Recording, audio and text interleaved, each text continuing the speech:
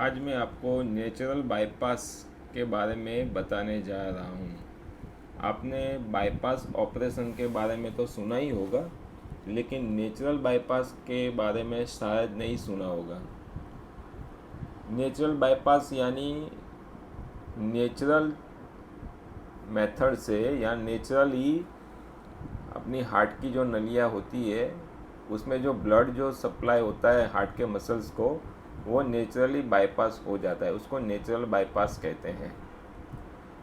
और जो bypass surgery होती है उसमें बॉडी के एक पार्ट से हार्ट की नली निकाल के जहाँ ब्लॉक होता है उसके ऊपर नीचे जॉइंट करके बाईपास ऑपरेशन होता है, वो बाईपास ऑपरेशन उसको बोलते हैं। लेकिन नेचुरल बाईपास में नेचुरली बाईपास होता है। आपको लगेगा कि वो कैसे हो सकता है, तो इसके लिए आप मेरा वीडियो आप देखना चालू रखिए कि जो पेशेंट को ब्लॉक हार्ट की नलियाँ ब्लॉक होती है उसके बाद वो पेशेंट रेगुलर दवाइयाँ लेता है तो धीरे धीरे नेचुरली कुदरती चीज़ों से, दवाइयों से नेचुरली कोलेटरल सर्कुलेशन डेवलप होता है।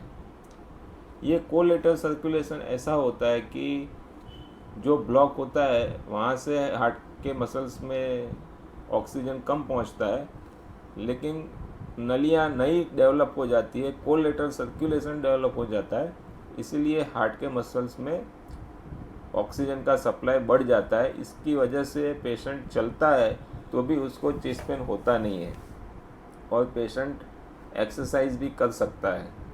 तो आपको क्वेश्चन होगा कि उसके लिए क्या करना चाहिए। तो उसके लिए पेशेंट को रेगुलर दवाइयाँ लेनी चाहिए।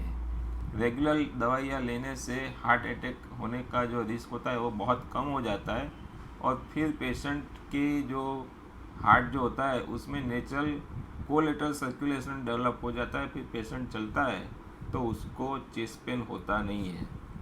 इसको नेचुरल बाईपास बोलते हैं। ये सब पेशेंट में नहीं होता है, लेकिन काफ़ी पेशेंट में हो सकता है। तो फ्रेंड्स, आप मेरे चैनल को लाइक कीजिए और सब्सक्राइब कीजिए।